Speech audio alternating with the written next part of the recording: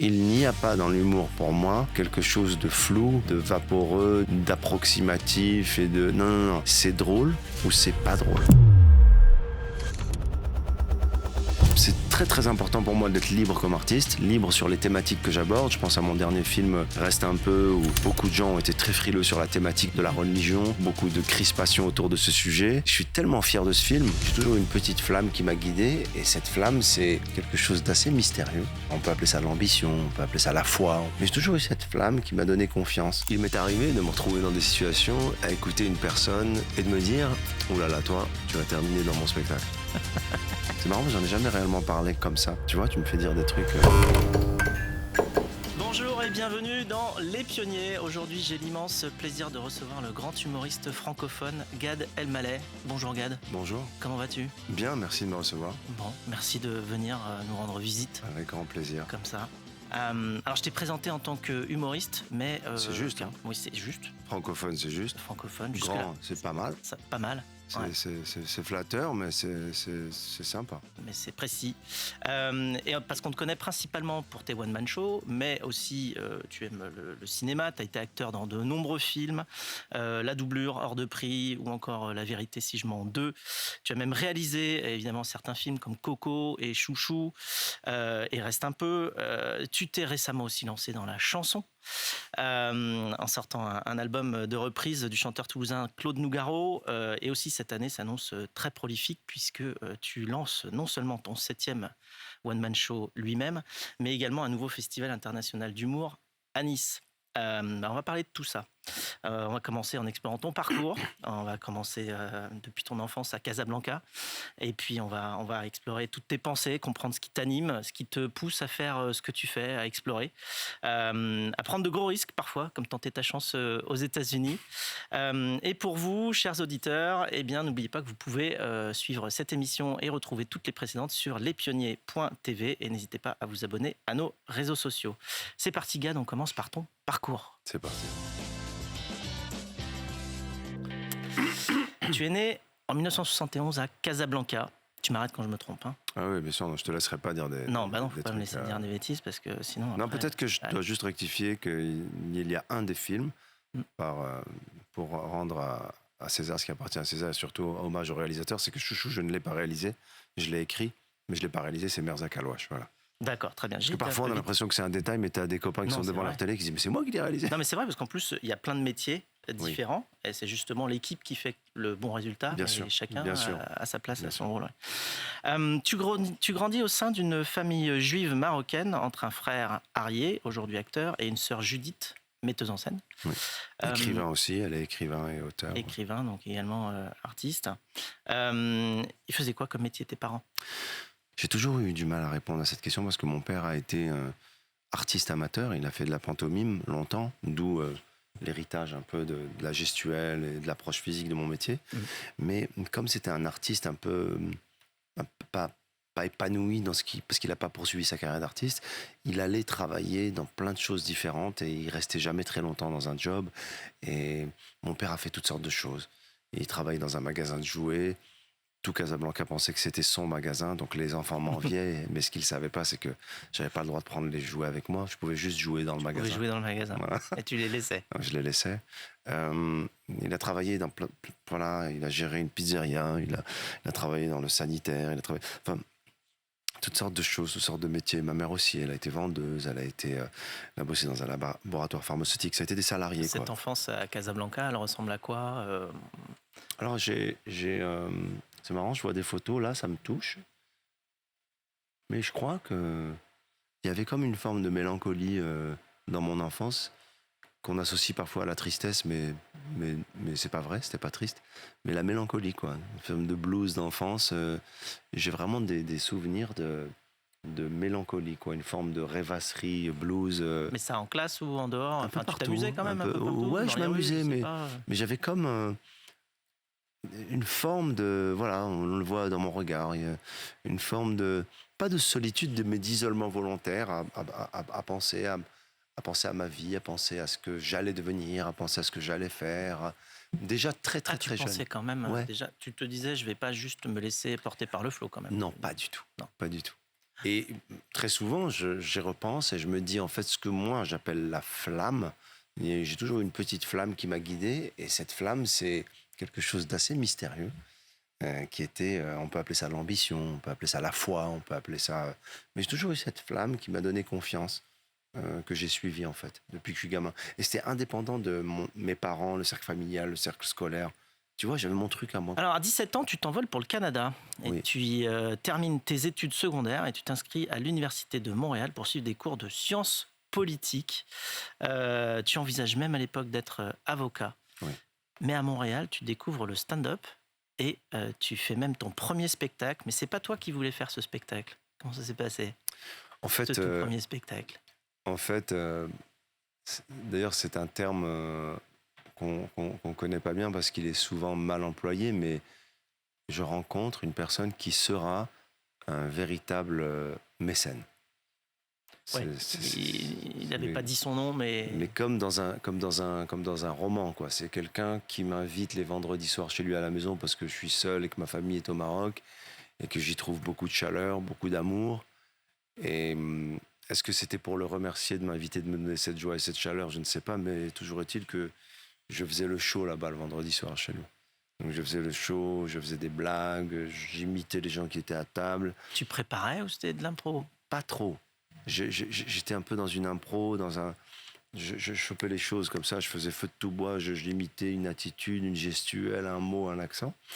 Et puis cet homme-là, je vais le nommer, il s'appelle Michel Azoulay, qui est un entrepreneur, qui est encore au Québec, mais aucun rapport avec le monde artistique, qui est un homme qui était dans le prêt-à-porter, aucun rapport, quoi. Et un jour, on me dit, tout ce que tu fais chez moi le vendredi soir, c'est bien beau, mais pourquoi tu le fais pas dans un show? Ce serait génial. Il faut que tu sois humoriste professionnel. Je dis, ouais, mais Michel, moi, je fais ça pour déconner. Il me dit, non, il faut que tu le fasses. Et puis je lui dis, non, on verra, bref. Et quelques semaines après, il vient me voir et il me dit, j'ai réservé une salle. Ça s'appelle le Cabaret du Musée Juste pour Rire. Et c'est bon, c'est fait, tu vas jouer. Je dis, comment ça? Il me faut juste une photo avec une affiche. Je dis, Michel, on ne peut pas faire ça. Et il m'a dit, si, on va faire ça. C'est trop tard. Et là, il faut que je monte un show, vite fait. Donc j'ai quelques blagues, j'ai des choses, je suis tétanisé, j'ai peur, je ne sais pas comment ça va se passer. Et c'est une capacité de 100 places, mais on n'a que 30 personnes, dont 20 invités, gratos. Et il fait une chose folle, c'est qu'il faut louer la salle, bien sûr. Et l'argent des 10 ou 15 billets qu'il vend, il me les donne. Donc c'est mon premier cachet d'humoriste. Ouais, c'est là que tu t'es rendu compte que ça pouvait être une vie. Ça peut être une vie, mais surtout cet homme ne cherche pas à se rembourser des frais qu'il a fait. Il me permet de vivre ce que c'est qu'une vie d'artiste où tu gagnes ta vie. Alors je gagne ta vie, j'ai dû gagner 100 balles ce jour-là, et encore. Mais je me suis dit, waouh, ça va être un métier. C'est quelqu'un qui... Alors après, c'est des petits déclencheurs. Et il y en a plusieurs comme ça, qui m'ont tendu la main, chacun à leur niveau et à leur manière. Et alors, suite à ça, tu reviens à Paris. Tu vas au cours Florent, parce que c'est un peu là où ça se passe. Je reviens pas, parce que j'arrive en fait. Oui. Tu as fait des allers-retours ou... Non, je pars du Maroc donc en 88. Ouais. Je pars vivre au Québec jusqu'en 92. Et 92, j'arrive. C'est la chanson d'Aznavour en 92. Et alors donc, tu vas au cours Florent et ensuite tu travailles aussi un petit peu avec Eli Kaku. Oui. Qu'est-ce que tu retiens de cette période? Qu'est-ce que tu as appris au cours Florent et avec Eli Kaku? Alors, Kaku, j'ai l'immense bonheur de le rencontrer, de rencontrer l'artiste. Alors de rencontrer l'artiste, c'est-à-dire son travail, mais surtout, je le rencontre dans l'intimité, quoi. Je dis souvent, pour être assez juste, on n'était pas potes, mais pas parce qu'il ne voulait pas qu'on soit potes, parce que c'était pas la même génération, c'était pas le même niveau de notoriété. Eli était une immense star. Moi, j'étais plutôt le petit jeune qui était à côté de lui et qui apprenait, qui le suivait, qui était fasciné, qui était aussi intrigué, parce que c'était un artiste assez à part. Il avait aussi une manière d'aborder le métier qui était tellement différente de tous les humoristes. Donc, j'ai été aussi son technicien, son poursuiteur. Et c'est une image assez forte, parce que poursuivre vraiment au sens littéral du terme un artiste, c'est le suivre, c'est l'observer, c'est l'accompagner. Ouais, puis tu es obligé de comprendre, de sentir ses mouvements, ce qu'il va faire juste après. Voilà, oui, parce qu'il faut anticiper. Exactement, de prévoir ses mouvements. Donc j'étais avec lui en osmose. Donc j'avais une forme d'intimité. Mais dans la vie après, j'étais plus dans une forme de respect, de déférence, de distance, parce que c'était Eli Kaku. Je ne sais pas si vous vous rendez compte, mais à l'époque où il n'y a pas de réseaux sociaux, où il n'y a pas il y a pas d'Insta, il n'y a pas de Twitter, il n'y a pas de rien, il n'y a pas de TikTok, il n'y a pas de... Quand une personne voyait Eli Kaku dans la rue, la célébrité de l'époque, c'était un truc fou. Au feu rouge, j'étais avec lui parfois dans sa petite voiture. Les gens s'arrêtaient et c'était un événement dingue. Et moi, j'étais là, je passais la tête pour dire, moi, je suis avec lui. Hein, et c'est la première personne connue que j'ai connue. Voilà, j'étais l'inconnu à côté d'un mec connu et c'est ce que j'ai connu. Alors en 97, tu lances ton premier vrai grand spectacle, Décalage. Tu trouves vite ta patte, ton style. Dans tes sketchs, tu utilises tout ton corps. Tu danses, tu mimes. On l'a vu, ça vient probablement de ta famille, de ton père. Tu enchaînes les spectacles et beaucoup de tes sketchs deviennent cultes. La cigarette, le blond, qui veut gagner de l'argent en masse. En masse. Alors, est-ce que tu penses à quelqu'un en particulier quand tu crées un personnage ? Est-ce que tu t'inspires de quelqu'un et puis ensuite tu dis tiens, je vais caricaturer, et est-ce que ça t'aide quand tu joues de penser peut-être à cette personne-là et est-ce qu'elle le sait, cette personne-là? Alors, il y a plusieurs niveaux là-dedans dans l'inspiration. Par exemple, je pourrais tout à fait faire un personnage qui m'a été inspiré par toi aujourd'hui. J'ai peur. Non, mais je te le dirai jamais. Il m'est arrivé de me retrouver dans des situations et à écouter une personne, non pas pour ce qu'elle me dit. Alors, c'est pas très élégant peut-être, mais c'est un défaut professionnel, une déformation professionnelle plutôt, et de me dire, oh là là, toi, tu vas terminer dans mon spectacle. Parce que c'est un accent, c'est une particularité, c'est une singularité, c'est pas une moquerie, ça m'intéresse pas la moquerie, moi, c'est pas trop mon ressort. C'est pas une force, la moquerie, c'est plutôt une fragilité de ceux qui cherchent le rire facile. Mais je crois que il y a des gens, il y a des hommes, il y a des femmes qui nous marquent. Et on a envie tout de suite de les refaire, de les raconter, de les évoquer. Et parfois, les textes sont bien plus faciles à mettre dans la bouche de certains personnages que dans notre bouche à nous de stand-upper qui est dans une forme de vérité au premier degré. J'aime bien alterner les deux, en tout cas. Et en parallèle, tu t'intéresses beaucoup au cinéma, j'en ai parlé dans l'introduction, mais également tu as lancé tes propres films, tu as produit et tu as réalisé, notamment Coco et Chouchou, j'en ai parlé tout à l'heure. Qu'est-ce que tu as appris en tant que réalisateur que tu n'avais pas vu ou compris en tant que Alors acteur? les expériences ont été différentes. Je crois que le fait d'écrire et de réaliser un film, c'est une liberté folle, mais une liberté au sens créatif, c'est-à-dire que se raconter, ne pas avoir la contrainte de... Bien que j'ai eu la chance de travailler avec des grands réalisateurs avec qui j'ai fait des rôles, mais de pouvoir se raconter, ça se rapproche plus du travail que je fais sur scène. Et c'est une jubilation extrême. Là, je revois des images de Chouchou, dire des répliques qu'on a décidé de dire, créer des scènes... comiques comme on les imagine. Alors ça m'a amusé d'être au service de, que ce soit avec Francis Weber pour La Vérité si je mens, que ce soit avec Gaston Bide pour Pattaya, que ce soit avec Les Seigneurs pour Olivier Dahan. Je suis au service d'eux pour la comédie. Et c'est génial parce que c'est des grands metteurs en scène, mais de faire son truc, c'est un peu monter son business à soi. Ouais, c'est un petit peu vertigineux aussi parce que tu te rends compte que tu décides de tout là cette fois. Oui. Alors tu décides et en même temps tu sais exactement ce que c'est. Tu décides, mais en même temps quand il y a un problème, c'est pour toi aussi. C'est-à-dire que tu sais, quand tu es acteur et qu'il se met à pleuvoir sur le décor et que le réalisateur est catastrophé parce qu'il avait tout prévu, le réalisateur est catastrophé, l'acteur, il est embêté, mais il va dans sa loge, il passe des coups de fil, il fait une sieste. Ouais. Le réalisateur, il se prend la tête de savoir comment est-ce qu'il va pouvoir remplacer, adapter, réécrire, rejouer, refilmer. La logistique. Et quand tu es réalisateur, tu prends les commandes finalement de ce navire. Et ce navire, il va pas tout le temps là où tu voulais, où tu as prévu d'aller. C'est ce qu'on disait tout à l'heure par rapport au fait que ce qui existe, ce sont les conséquences de plein de choses et non pas ce qu'on a imaginé, quoi. Et c'est le moment pour nous de plonger dans le monde de tes passions. Alors j'en parlais en introduction, tu es bien plus qu'un humoriste et on va parler ici de ta passion pour la musique, Ouais. la chanson. On t'a vu chanter Petit Oiseau ou Fais dodo sur scène. On t'a entendu plusieurs fois aux côtés d'autres artistes, que ce soit Francis Cabrel, M. Pokora ou Irma. Et tu as même participé plusieurs fois au spectacle des Enfoirés. Mais plus récemment, en 2021, tu es passé au niveau supérieur. Tu t'es carrément lancé en tant que chanteur de jazz en rendant hommage à Claude Nougaro. Dans un album de reprise, Danser sur moi, tu réalises ce projet avec la bénédiction de sa famille et notamment de sa fille Cécile. Pourquoi tu as choisi de t'attaquer à un monstre de la chanson comme Nougaro ?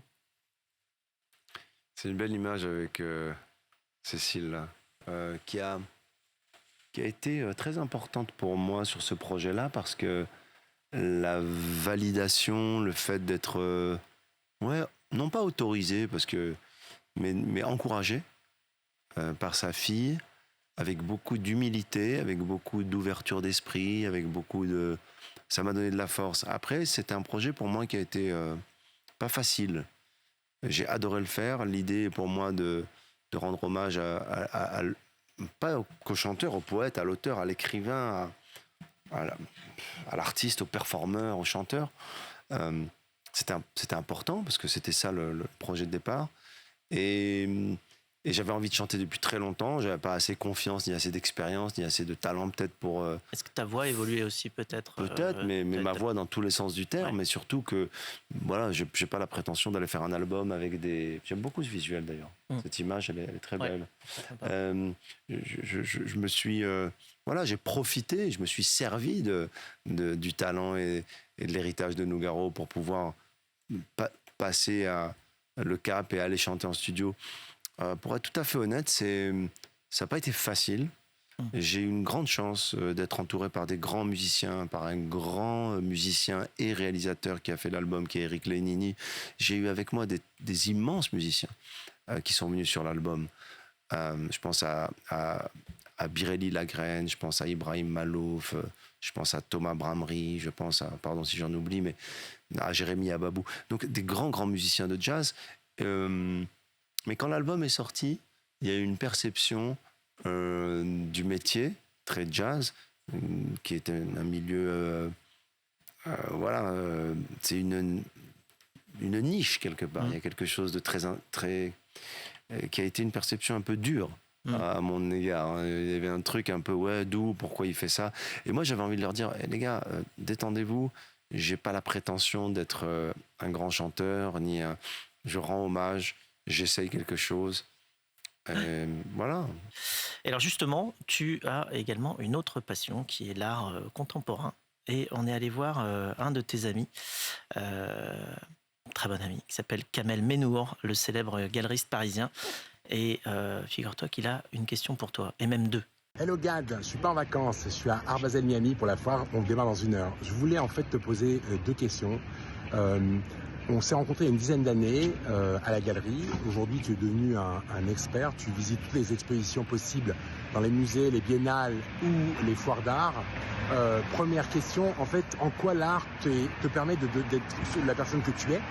Et la deuxième question serait ce rapport que tu peux avoir au soutien que tu as avec l'Institut Imagine, l'Institut basé à l'hôpital Necker. Voilà.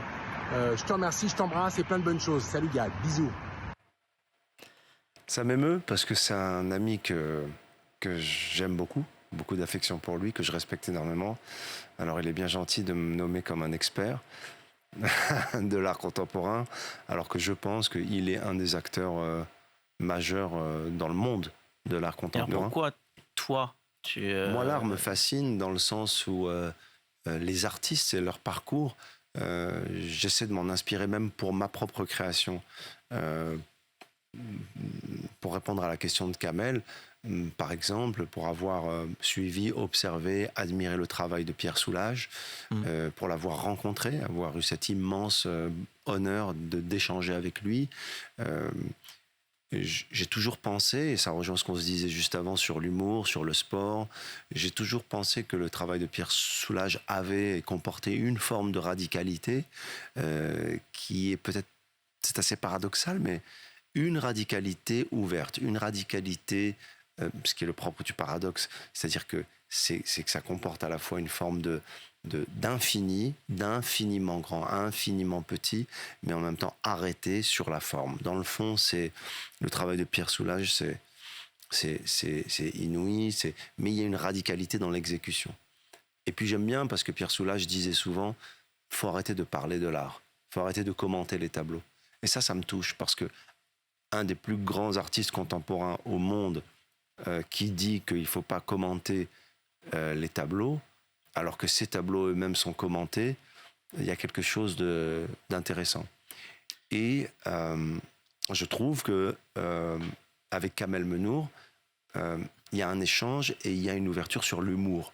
L'art contemporain, je le dis vraiment je le dis avec beaucoup d'affection, hein, c'est un art qui manque d'humour. C'est un milieu qui manque d'humour. C'est des acteurs. Et je dis pas que l'humour, c'est la rigolade. L'humour, c'est un langage des possibles, c'est une dérision, c'est même se charrier un peu les uns les autres, c'est même se moquer d'un copain qui a acheté un truc. C'est la pièce Art de Yasmina Reza, qui est un chef-d'œuvre, par exemple. On joue et on se joue des hommes et des femmes face à l'art. Et ça, c'est beau. Et bien souvent, l'art ou les salons, les biennales, les expositions, et ça manque un peu finalement d'humanité. Il faut que ce soit un peu plus cool, quoi. Il faut que ce soit. C'est pas grave l'art. Parfois j'ai envie de leur dire, vous faites de l'art contemporain. C'est pas grave. Ça va s'arranger. Voilà. Donc ça c'est sur la première question de Kamel Menour, et sur la deuxième, et je suis ravi qu'il en parle ici. Et ça me tient à cœur d'en parler même avec toi aujourd'hui. C'est que on est tous les deux des amis, des frères de cette association qui s'appelle Imagine, oui, aux côtés donc de cet institut qui l'hôpital Necker. Voilà, lié à l'hôpital Necker avec le professeur, avec Stan Lyonnais. Voilà, c'est le professeur Lyonnais, Arnold Munich, enfin plein de gens qui sont des sommités dans la recherche, qui ont donné leur vie, leur temps, leur cœur à la recherche de ces maladies curieuses, uniques, singulières, parfois ce qu'on appelle les maladies orphelines, auto-immunes. Voilà, après je suis pas un expert, hein, mais et puis c'est un centre, le lieu Imagine, c'est un lieu de vie bizarrement. Il y a la maladie, mais c'est un lieu de vie. À chaque fois que je pense Imagine, je pense à la joie, à la vie, aux enfants, aux galas qu'on fait régulièrement pour lever des fonds pour la recherche. C'est toujours de la vie, c'est toujours de l'espoir. C'est un lieu à Paris où il y a les chercheurs, où il y a, c'est une forme de, je ne vais pas dire d'hôpital de jour, mais de lieu de soins. Les enfants sont là, les chercheurs sont là, et tout est là au même endroit. Et donc avec Kamel, ensemble pour la vie, quoi. Oui, et avec Kamel, et pas Kamel seulement, j'ai une pensée émue pour notre ami Fatih Rosenberg aussi, et plein de gens qui nous soutiennent et qui sont vraiment des donateurs, des amis, des collaborateurs. Cette année, Juliette Armanet, Florent Pagny sont venus dans le show pour nous aider. Voilà, moi je suis un fervent soutien de l'Institut Imagine, et je suis avec eux tout le temps. Bravo. Et si vous pouvez, je vous le demande, mais si vous pouvez afficher peut-être un lien pour que les gens, d'une part, sachent ce que c'est et peut-être peuvent aider, ce serait gentil. Très bien. Si vous pouvez. On demandera à la prod, mais je pense que ce sera faisable. On demandera au patron de toute manière, c'est le projet Imagine à l'hôpital Necker. Voilà, je vais faire ça. Pour le retrouver. Je vais faire ça. Peut-être il y aura quelque chose là. Peut-être il y aura simplement le nom de Fred Mazella. Non. Peut-être il y aura quelque chose qui s'affichera. Peut-être ce sera pas le bon truc là. Voilà, je vais le faire là. Voilà. Comme ça. Tout de suite, vous pouvez aider Imagine. Ça s'affiche là. C'est là, d'accord. Je le fais là, au cas où à la prod, ils le mettent là. Voilà, c'est là où... Je le mets là, le lien, voilà. C'est là où il faut reprendre le contrôle. Merci beaucoup. J'aime bien parce que Fred, là, il voit que tout ce qu'il a préparé depuis 3 mois avec sa tablette, il faut qu'il attende parce qu'il ne s'attendait pas à ce numéro. Et donc, c'est justement le temps pour nous de marquer une courte pause. T'as dit tout à l'heure qu'on ne savait pas où allaient les choses. Non, justement. Mais bon, elles avancent quand même. C'est tellement bien. Ça va vers le futur, en tout cas. On fait une pause ? On fait une mini-pause. On se retrouve juste après. De retour dans le tête-à-tête des pionniers avec Gad Elmaleh. On continue à parler de tes passions. Alors on a parlé du Maroc, du Canada, de la France, qui t'a accueilli et t'a vu réussir. On va maintenant parler de ton amour pour les US. On va parler de l'American Dream. En 2014, tu décides d'aller tenter ta chance aux États-Unis. Alors c'est un grand pari, c'est un grand risque, parce qu'évidemment, tu n'es pas connu là-bas, c'est pas ta langue. Alors, qu'est-ce que tu fais quand tu arrives là-bas? Une fois que tu as décidé d'y aller, tu t'es dit, tiens, je me donne ce grand challenge. Tu arrives et tu fais comment? Alors, le rêve, il est là depuis des années parce que je suis fasciné par les stand-uppers américains. Je suis fasciné par leur approche tellement efficace, encore une fois, du stand-up, tellement radical. On a parlé de Pierre Soulages tout à l'heure, de la radicalité, les stand-uppers américains. Et alors là-bas, concrètement, Oui. tu t'y prends comment pour faire rire les gens dans une langue qui n'est pas la tienne? Parce que là, justement, on parle de culture, on parle d'une forme de stand-up américain qui a ses codes à lui. Toi, tu arrives avec tes codes à toi, Ouais. ta langue à toi, ton humour à toi. Comment tu fais? C'est un challenge énorme. C'est-à-dire que d'abord, je prends des cours d'anglais. Je fais entre 2 et 3 heures d'anglais tous les jours avec une coach qui n'est pas une coach de langue, mais ce qu'ils appellent dialect coach. C'est une coach de dialecte, d'accent. Elle va essayer non pas de me faire perdre mon accent français, mais elle va optimiser en tout cas ma manière de parler pour que ça tape dans mes blagues. Parce que bien souvent, nous les francophones, on a une problématique en anglais, j'en ai même fait un sketch, c'est qu'on ne sait pas où mettre les accents Oui, toniques l'accent, je me souviens de ton passage sur pour pouvoir l'accent. percuter les bons endroits des mots et être perceptible, percussif et entendu, compris et donc déclencher le rire. Alors, tu finis par rentrer en France. Merci. Donc, et c'est bien connu, à la cinquantaine, on risque la crise de foie. Eh bien que tu dises que tu n'as pas bu une goutte d'alcool depuis 3 ans, tu nous fais quand même une crise de foie, Gad. Oui, toi. Une crise de foie FOI. Ouais. Et non pas EOFIE. Et pour ton retour en France, tu imagines un nouveau film, justement, sorti en 2022. Reste un peu, on a évoqué en début d'émission. Dans ce film, tu te mets en scène, toi et ta famille, avec ta mère et avec ton père. Le pitch, c'est qu'après 3 années à vivre à l'American Dream, tu décides de rentrer en France, ta famille et tes amis te manquent, du moins c'est la réponse officielle pour justifier ton retour, mais tu viens surtout retrouver une femme, la Vierge Marie. Ce film est tout à la fois FOIS cette fois-ci, un vrai retour, une comédie très originale et un moyen pour toi de faire parler d'une autre de tes passions, la spiritualité, qui tient une grande place dans ta vie. Et tu as fait de nombreuses retraites, tu aimes discuter avec les hommes de foi. Et alors dans le film Reste un peu, tu abordes justement des notions de religion et même plusieurs religions en même temps. Tu disais que c'est pas été forcément facile comme sujet à aborder et qu'il y a beaucoup de gens qui étaient assez réticents. Oh, mais tellement. Mais comment tu as fait pour justement y arriver? C'est où la fine ligne? Tu sais, on parlait tout à l'heure de l'humour, de l'efficacité, du temps. Bon, là, c'est un peu la même chose. Tu as un sujet, tu sais qu'à gauche, à droite, ça peut tomber. Comment tu fais pour rester sur la ligne de crête? J'en ai parlé hier avec un ami qui me disait qu'il faut être très, très, très, très libre, profondément libre pour faire un film comme ça, parce que tu es attendu au tournant par tout le monde. Par le milieu du cinéma, par les financiers qui ne te suivront pas, par la communauté juive qui va être déstabilisée parce que tu racontes l'histoire d'un mec qui veut se convertir au christianisme, par la communauté catholique qui peut se dire aussi mais qu'est-ce qu'il vient faire, par toutes les communautés. Par la communauté musulmane aussi qui a aussi une vision, une perception parce qu'il y a la conversion dans différentes communautés. Mais au-delà de ça, il y a un film sur l'amour pour ses parents. Il y a un film... D'ailleurs, ça fait des mois que je parle de ce film-là, parce que les gens le voient, m'envoient des messages bouleversants. C'est un film dont je suis très fier. C'est le film que si je devais en garder qu'un dans ma filmographie, pardon pour les autres metteurs en scène, mais je garderais que celui-ci. Alors, je pense qu'avec toute cette spiritualité, on est prêt pour la séquence suivante, qui s'appelle l'Instant Philo. Merci, Gad. J'aime bien ça. Un peu de philo maintenant et on va parler d'humour, du rôle de l'humour dans notre société. On va même parler du sens de l'humour, du vrai sens de l'humour. À quoi ça sert l'humour, selon toi? Moi, je pense que le sens de l'humour, c'est le sens de l'amour, c'est le sens de la vie, c'est le sens de l'humanité, c'est le sens de de l'écoute, de l'intelligence. Il n'y a pas d'humour sans amour. Il n'y a pas d'humour sans... Même l'humour le plus vache, le plus critique, le plus transgressif, irrévérencieux, il est pétri d'amour parce qu'on célèbre l'humanité, on célèbre la vie et c'est un langage. Il y a des blagues que tu n'oses pas faire. Oui, bien sûr qu'il y a des blagues que je n'ose pas faire. Comment tu fais pour déterminer parce que la limite, l'endroit où il faut pas aller? Parfois je joue avec certaines limites, mais encore une fois, il ne faut pas que ça devienne un fonds de commerce et qu'il y a l'humour drôle et l'humour pas drôle. Les humoristes qui pensent qu'en se déclarant, en étant des humoristes qui sont trash ou qui sont...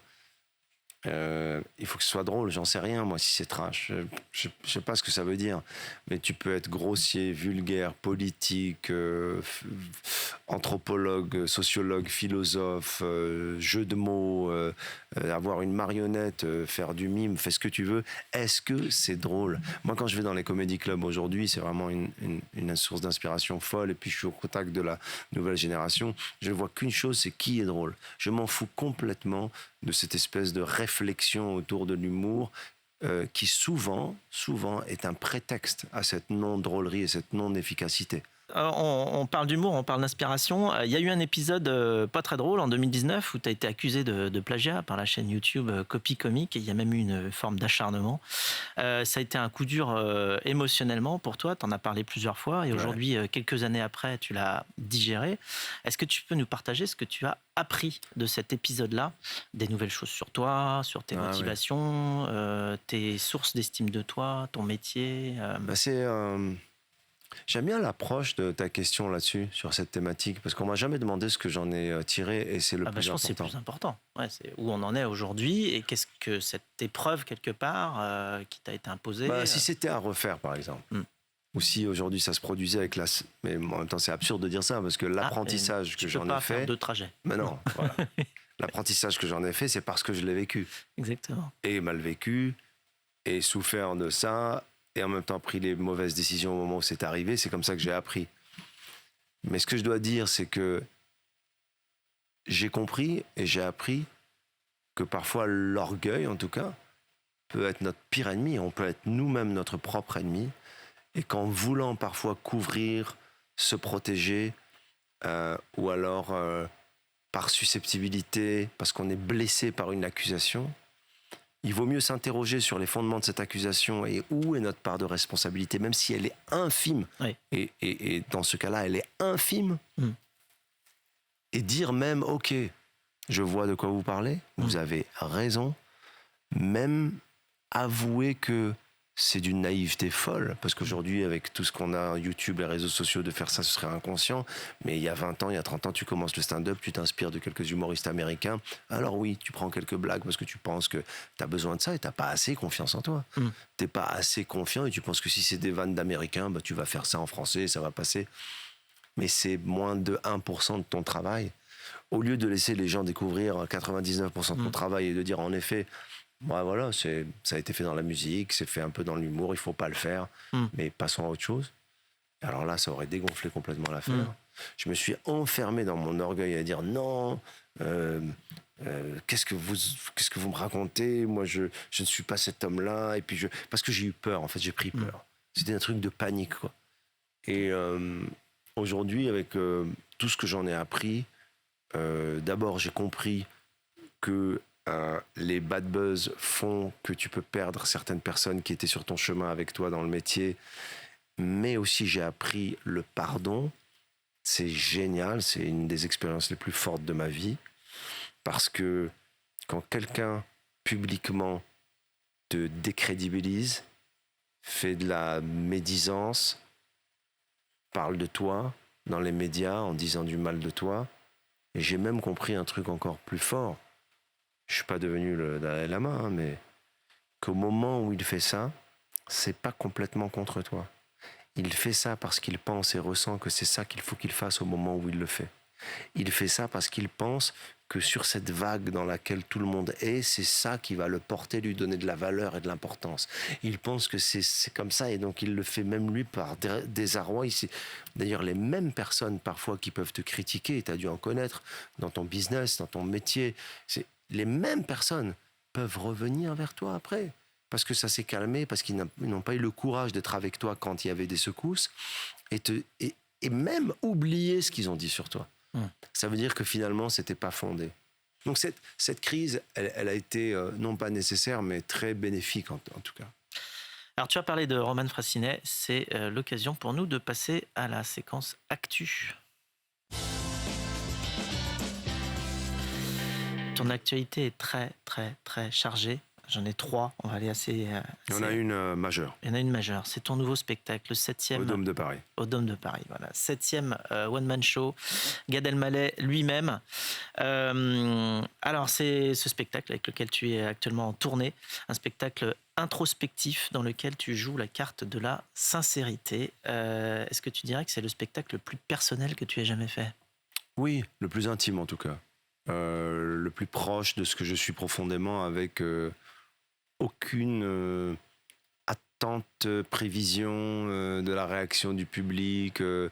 Il y a des thématiques que j'aborde que j'ai jamais osé aborder. Il y a, en tout cas, oui, c'est un show organique, quoi. C'est un show où le fond prime sur la forme, parce que lui-même, c'est aussi l'état dans lequel je suis et j'arrive et je me montre et je me présente aux gens, c'est-à-dire il n'y a pas d'artifice, il n'y a pas de jeu de lumière complètement dingue ou de musique grandiloquente ou de danseurs et de danseuses derrière moi, j'ai eu cette idée, cette envie de faire ça à un moment donné, le grand show, mais là j'ai envie d'être dans cette intimité, dans cette épure, ce dénuement et cette radicalité pour rendre hommage à Pierre Soulages et m'adresser aux gens avec ma vérité et raconter en tout cas cette quête. Ça s'appelle Lui-même parce que c'est l'histoire d'un homme qui passe toute sa vie à essayer de devenir qui il est. Ça, c'est Nietzsche, hein, c'est pas moi. Ne me dites pas... Attention. Commencez pas à m'envoyer des trucs sur les réseaux pour dire c'est pas toi, c'est Nietzsche. C'est Nietzsche. Mais je pense comme Nietzsche. Je pense comme Je Nietzsche. me demande si c'est pas Nietzsche qui me l'a pris. Ouais, bah oui, ça d'ailleurs, faudrait lui demander. Alors, la deuxième actu, c'est que tu lances un nouveau festival international d'humour à Nice, Oui. Jubile. Et pour ça, justement, tu es allé voir le spécialiste des festivals, Grégoire Fureur, patron du prestigieux Montreux Comédie Festival, qui lui aussi est venu dans les Pionniers. Oui, j'ai vu l'émission et il sait que je suis là aujourd'hui. Je le salue. Grégoire, c'est un... Alors lui aussi, c'est un pionnier parce qu'à sa manière, il réinvente, il repense le monde de l'humour qui est en mouvement, en mutation permanente. Et il est un des acteurs... alors on a Kamel Menour pour l'art contemporain, on a Grégoire Fureur pour l'humour. Et alors, il va ressembler à quoi ce festival à Nice, ce festival à Nice qu'on fait en collaboration avec Grégoire Fureur, ses équipes et la ville de Nice, ils sont vraiment très séduits par l'idée. On a une équipe là-bas à Nice, l'équipe de la ville, qui est avec le maire de Nice à qui j'ai pitché le projet, à Christian Estrosi. La première fois que je l'ai vu, j'ai dit mais ma proximité que j'avais avec Monaco, à chaque fois que j'allais à Nice, je me disais mais avec tous les étudiants qu'il y a, tous les gens qui aiment l'humour, le Comedy Club, le Beau Bar qui vient de s'ouvrir, les spectacles, un des plus grands festivals de jazz au monde, les gens aiment la culture, consomment la culture, c'est génial. Et cet esprit, la ville, l'histoire, la culture niçoise, c'est une ville c'est dense, Nice. Je me dis mais l'humour a sa place, quoi, même dans l'esprit des gens, et ils ont tout de suite adhéré. Et ce sont des partenaires aujourd'hui, et puis on avance ensemble, et puis on va faire un festival international, dans le sens où il y aura des humoristes qui vont venir de plusieurs pays, qui vont s'exprimer en anglais, et des humoristes francophones qui vont venir de tous les pays francophones, avec des galas à la télé, avec du Comedy Club, avec des conférences aussi. On a une date Oui, 5 au 12 octobre 2025 à Nice. Très bien. Et les galas auront lieu au Palais Nicaïa. On y sera tous. Alors, troisième actu, tu rachètes Michou, pas le youtubeur. Pas le youtubeur. Mon fils pensait que j'avais racheté le youtubeur. J'ai appelé Michou d'ailleurs le youtubeur pour lui dire. J'ai eu l'immense honneur de de reprendre cet endroit avec des partenaires qui sont des spécialistes, comme on dit dans leur métier, et de la limonade et du stand-up. Et voilà, on voit à l'image Michou, cet homme, pour parler de liberté justement, parce que c'est important. Je parlais tout à l'heure de la liberté en tant qu'artiste. Je pense que c'était un homme libre, c'était un homme qui avait...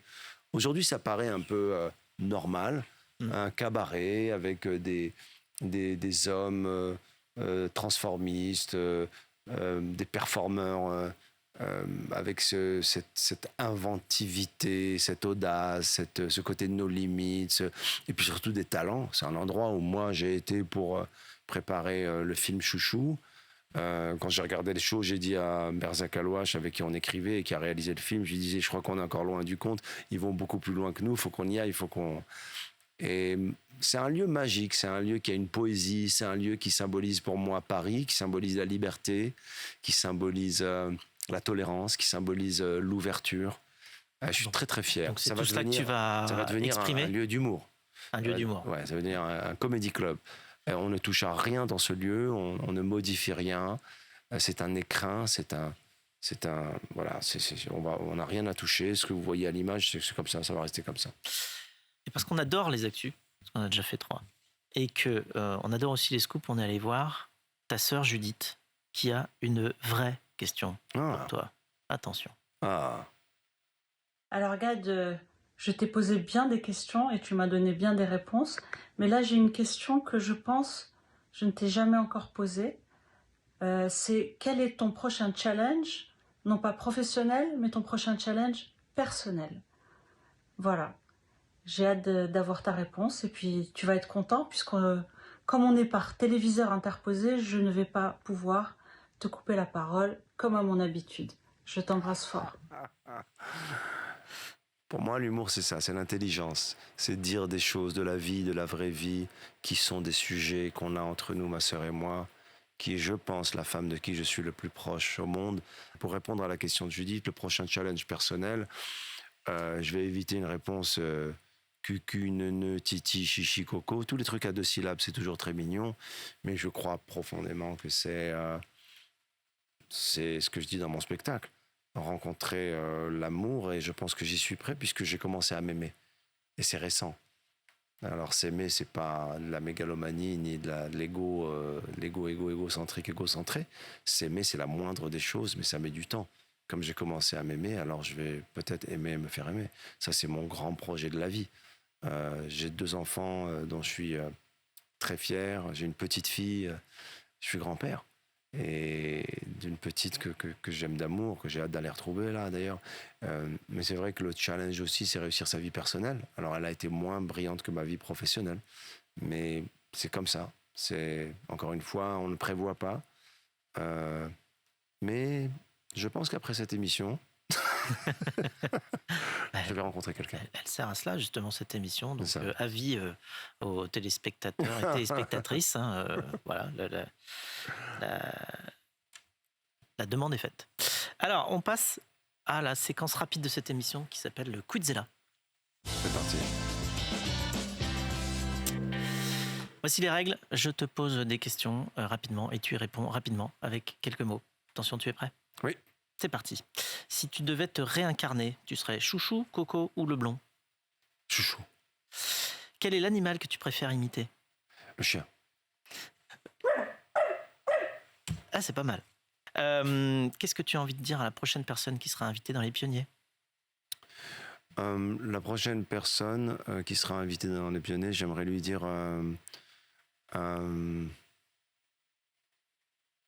laisse-toi faire. Ça va bien se passer. Et pour finir, si les 8 milliards d'êtres humains regardaient Les Pionniers aujourd'hui, ce qui n'est pas loin d'être le cas, on a des bons taux d'audience, donc pas loin de 8 milliards, qu'est-ce que tu souhaiterais leur dire ? Je leur demanderais de réfléchir au pardon, et je leur dirais de se pardonner... de se pardonner en tout cas de ce qu'ils ont pu faire dont ils ne sont pas fiers ou qui les fait souffrir, et d'essayer de choisir une personne dans leur entourage, que ce soit dans leur famille, dans leurs amis, et de les pardonner. Et je pense qu'on aurait une espèce de vague mondiale d'amour, de paix et Ce serait la d'apaisement. Et on passerait à une autre civilisation, un autre monde, à une autre humanité même. C'est quasiment impossible. Mais si chacun essaie de le faire, je pense que ça peut aider un petit peu. Et je pense que cette transformation. Oui, je pense que sur la paix, notamment sur... je crois qu'il y a plus de travail à faire chacun en soi, dans notre cœur, que balancer des stories sur Instagram pour dénoncer la guerre. Le pardon. Et en ce qui nous concerne, on va se quitter sur cette chanson qui devrait te rappeler des souvenirs. Je vous pardonne. Oui, c'est une chanson de mon enfance, un 33 tours. Joe Dassin. Joe Dassin. Siffler sur la colline. Ouais, Siffler sur la colline et Zai Zai Zai Zai. Ça a été mon enfance, ouais. Merci beaucoup, Gad. Bah, merci Fred, c'était un très bon moment partagé. C'est la fin. Et c'est la fin, mais c'était super. Très merci. bon moment, merci. Je pense qu'on a vu beaucoup de choses, des choses concrètes, des choses philosophiques, des choses humoristiques, des choses profondes, théologiques, un peu tout. Ouais. Voilà, on a vécu ce moment ensemble. Merci beaucoup. Merci, Gad. à bientôt. À bientôt. Et quant à vous, chers auditeurs, chers téléspectateurs, eh bien, vous pouvez retrouver cette émission, comme toutes les précédentes, sur lespionniers.tv. Et n'oubliez pas de vous abonner aussi à nos réseaux sociaux. Merci encore, Gad. Un super moment. À bientôt.